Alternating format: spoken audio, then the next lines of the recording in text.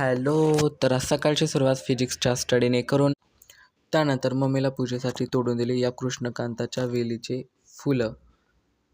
गोकुळ कृष्णकांता याला बीने मी स्वतः लावलेला आहे. आता पाहू शकतात पावसाळ्यात पूर्ण फुलांनी. मग त्यानंतर मी करत होतो अभ्यास.